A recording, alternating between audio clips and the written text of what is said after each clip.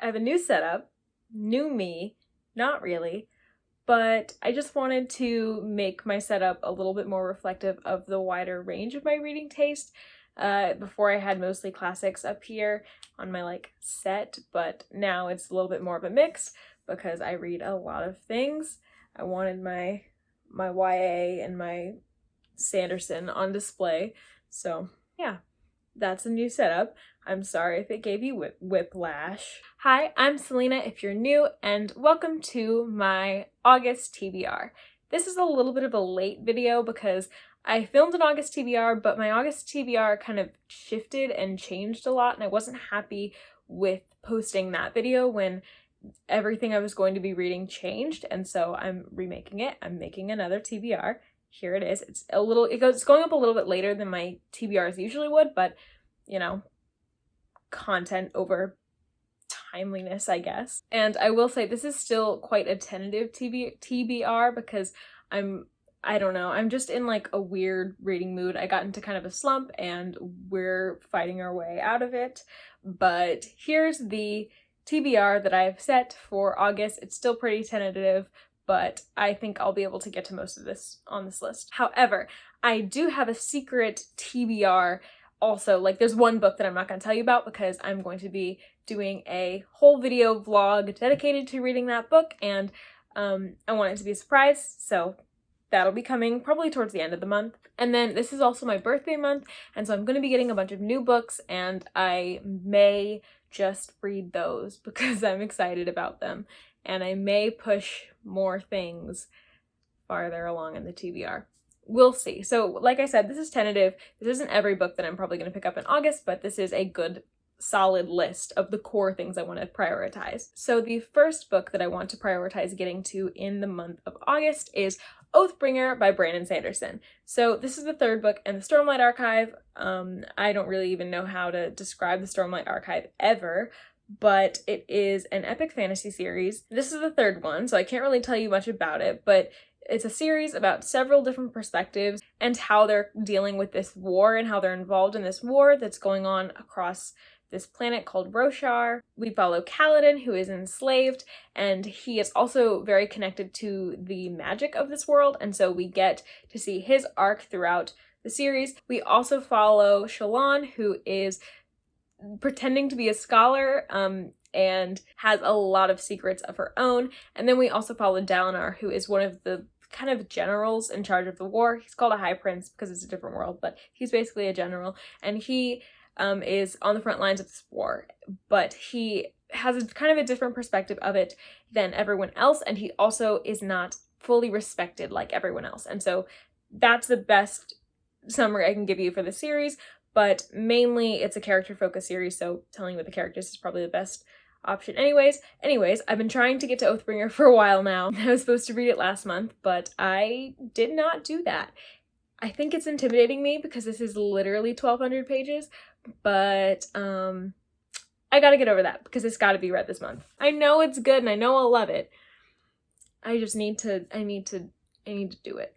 Then I have some audiobooks that are on hold with my library, and so of course I'm going to prioritize those because I want to get to them before they have to go back to the library. And those are The Henna Wars by Adiba Jagridar and Well Met by Jen DeLuca. So The Henna Wars is a YA contemporary romance sort of book, and it's about this girl named Nishat who is Bengali Irish. She lives in Ireland, but her family is Bengali, and she is a lesbian, I believe. And she is also really into henna. She does henna. It's one of her talents, one of her hobbies, and I believe at her school there's this initiative where kids can make their own business, and she decides to make a henna business, and this other girl does as well, but this other girl, henna is not a part of her culture like it is for Nishat, and so we have this tension between them because of that, but Nishat also has a crush on this girl, and I know there's a romance aspect of it. I am so excited for this book. I've actually already started it. It is so good already. I'm very excited to finish this book out. And then Well Met by Jen DeLuca, I think I'll get to, but I don't know. It's an adult contemporary romance. It's an enemies to lovers about two people who work at a Renaissance fair. This is one of my boyfriend's favorite romances. He wants me to read it, so I'm gonna read it. Hopefully, if I have time. And then the last book I want to prioritize is Calculating Stars by Mary Robinette Kowal.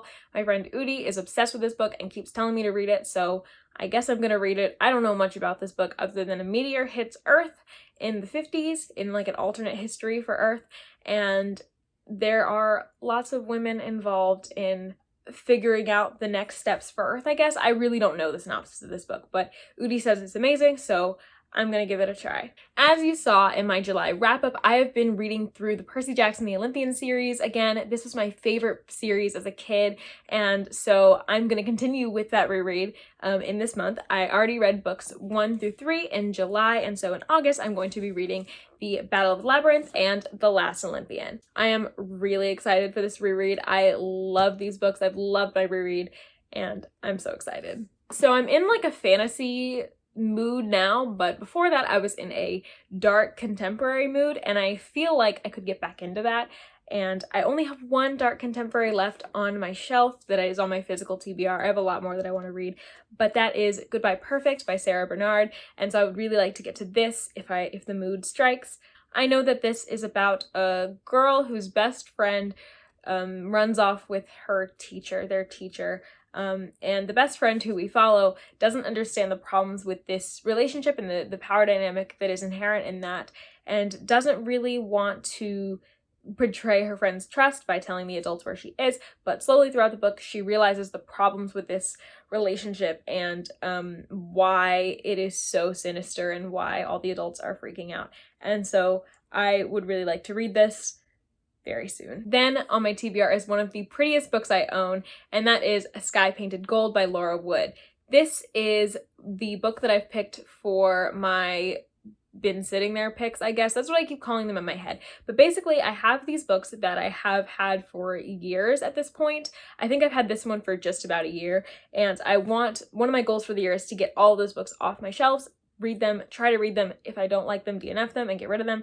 I don't want to keep them on my shelves or on my TBR anymore. I don't like having them just sitting there, and so this is one that I would like to get to. I'm actually super excited about it. It's been compared to I Captured the Castle and The Great Gatsby, I believe. I love I Captured the Castle. I just read that in June, and The Great Gatsby is okay, but I would really like to see what this modern author does with the classic historical fiction type feel. All I know is we follow Lou, who lives in Cornwall in 1929, and she becomes drawn into the lives of the Cardew siblings who live in this really extravagant house near her. I saw this on Lucy the Reader's channel, so I will link her. She hypes this book and this author up a lot, and I would really like to see about that because she reads very similar classics to me. And then speaking of classics, I have 2 classics that are kind of scheduled.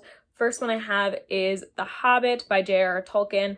Udi's reading this. I would like to read this at some point sort of around the same time as him, but also I'm pretty sure that I'm going to be in a class on fantasy when the semester starts, and I'm pretty sure we're going to be reading this, so this might happen this month, but it also might have to happen a bit later. But I would just really like to finish The Lord of the Rings by the end of the year, so like I want to get to this before that, of course. And then I would also like to read A Study in Scarlet by Sir Arthur Conan Doyle. This is not the edition I'll be reading out of because I'm not taking this to school, but I would really like to get to this and start this series. So this is part of my TBR for the month.